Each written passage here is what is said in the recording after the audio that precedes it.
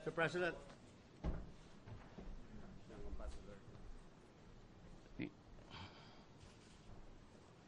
Ambassador Eric Turner and company, Kjartan, the hostage, ladies and gentlemen. First of all, I would like to thank the efforts beyond human patience of Secretary Duterte and, of course, Nur Miswari, who all along assured us that he would need time, but he would succeed. So he said many months ago. And I would like to thank him also. And of course, Kjartan, the former governor of Sulu. It was a long negotiation. As far as I'm concerned, I've talked to Miswari even in the cabinet meetings. I had him called, and he assured us that he assured me that we would be able to recover alive and well Kjartan. And so here we are. So the effort actually belongs to Miswari, Secretary Doresa, and Kjartan. I was just, there up directing the traffic of where and how to go about the job, and simply just investing upon them the full authority to negotiate and see to it that nothing of this sort will happen again. Now, the problem is it safe in Mindanao? I cannot tell you now, but we are trying our very best to put order in this country. We are racked with so many problems: kidnapping in the south, terrorism, drugs, which is really pulling us down. And I can say that we would need time, I said, to put everything in order. That self-imposed time of 3 to 6 months, well, I did not realize how severe and how serious the problem of drug menace in this republic until I became president. So when I started to press everybody, so it was like a worm out of the can. And nobody would have believed that there would be about 700,000 new guys, maybe in the drug business that have surrendered to the police and military. But the problem is, it was headline, I cannot kill them all. You see, even if I wanted to, that was what I said, I prefaced my statement. Even if I wanted to, I cannot kill them all, because the last report would be this thick. And prominent, really, are barangay captains who are there. And just like other places, the barangay captains connive or cooperate or extend assistance to terrorists and drugs. Everything down here, it seems to be, well, in Manila, but down here on the ground, it's really a far different from what we would like to see that would happen. I think I will give it to Congress to decide. Kaya sabi ko, hindi ko kaya to, baski gusto. Even if I wanted to. But it was cut short by saying, I cannot kill them all. That's what the inquirer came out. Even if I wanted to, I said to the soldiers yesterday, I cannot do it. This thick. And that is why I joined the call for the postponement of the barangay elections. You know why? because if we hold the elections now, drug money is still going around, and the barangay captains, most of them are really into it. They would just stay in power, and this time they have the money, and they will win. So we'll have a narco politics on the lowest government unit, which is the barangay. And that will be the start of our, maybe, our perdition and agony. Hindi ko pwede mag-election tayo ngayon, marami talaga ba dito sa Davao? And I never realized it. I don't even know. I said, I am a president who holds office. I do not investigate. I do not ask questions. I only receive reports from the military and the police and the validation of PDEA. So this new list was there before me about 2 months ago, but I ordered a validation just to make sure. And, what's really funny, the Alcala, we knew that somebody was operating there, but with a, I told the police to be very careful. Set it up, do a clean job, get the witnesses to be there, including the media, when you arrest, so that you'll have a good story and we can prosecute. So that's how bad things are right now.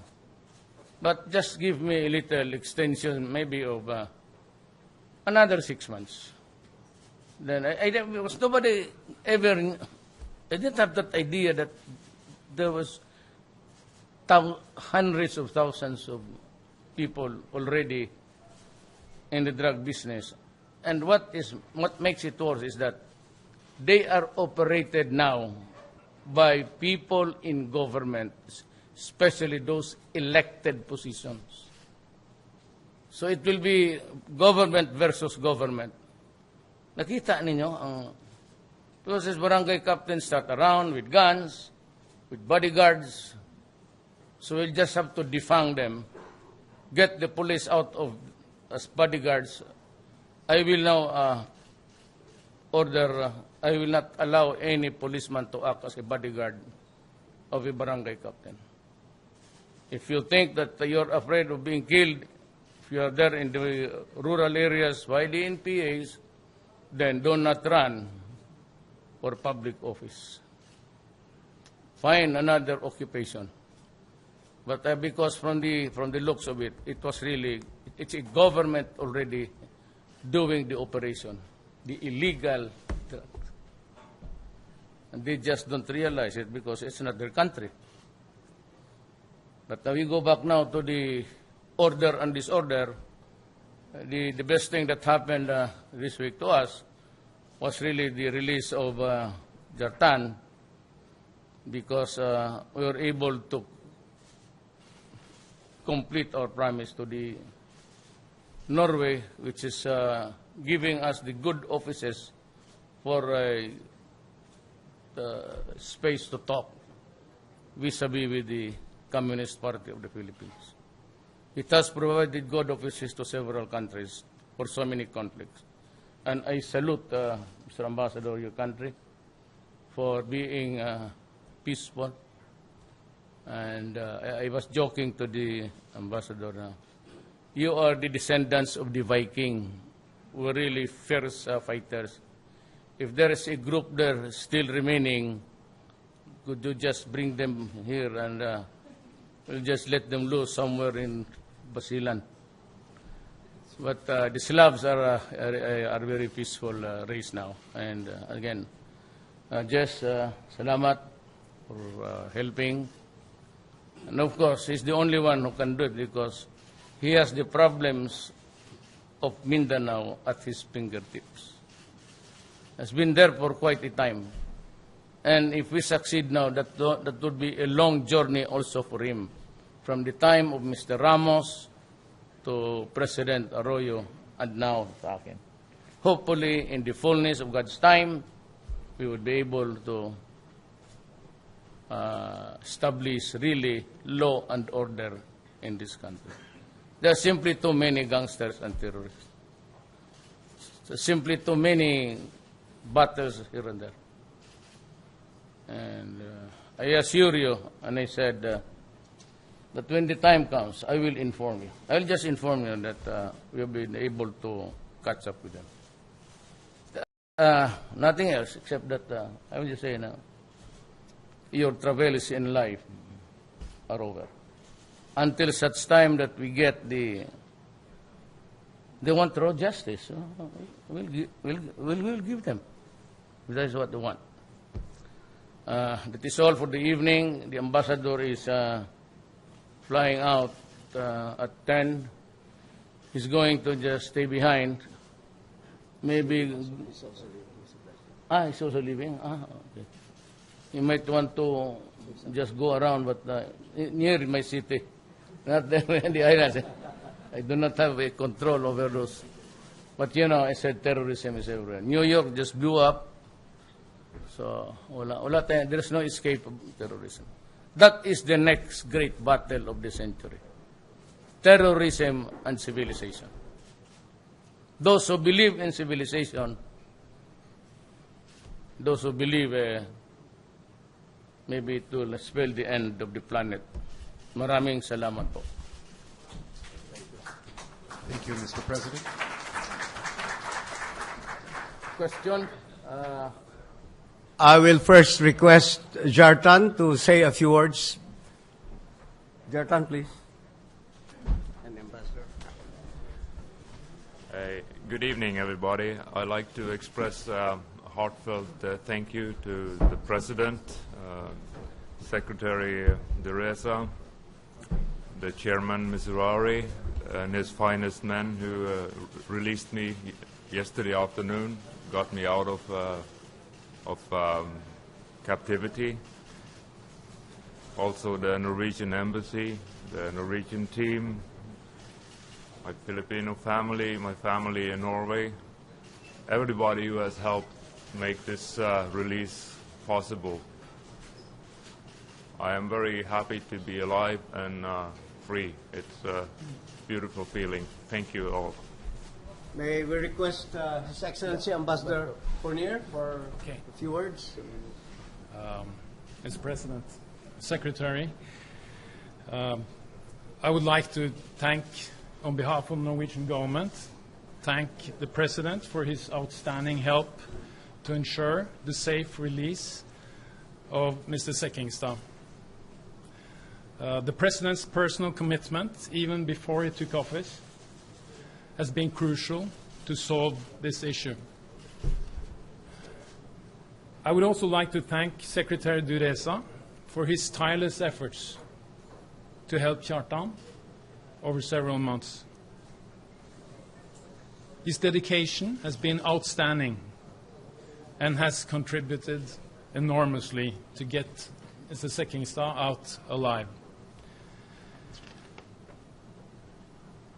I would also like to thank the security forces, the PNP, and above all, the AFP, and all other individuals that helped Mr. Sekkingstad to get out alive and made this undertaking possible. Thank you very much, everyone. Thank you. Thank you. Thank you, Mr. President. Can you start your...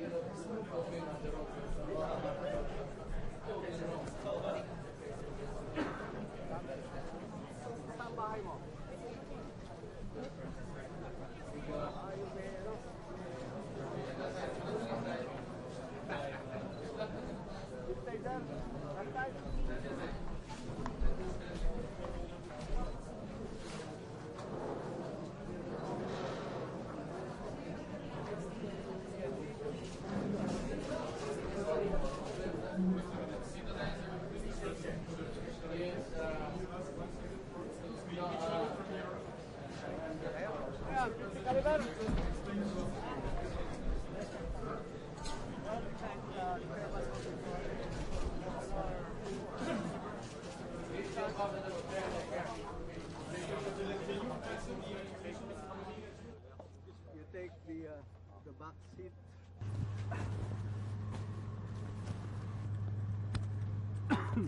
Naisahan. Yun, mas maganda yun. Kinakyan pa tayo. Hindi, mas gusto ko yun. Worldly possessions. Ayo. How are you? Hi. Thank you for the seat. My sister uses condoms. Take something before proceeding Hindi na? to. Nami,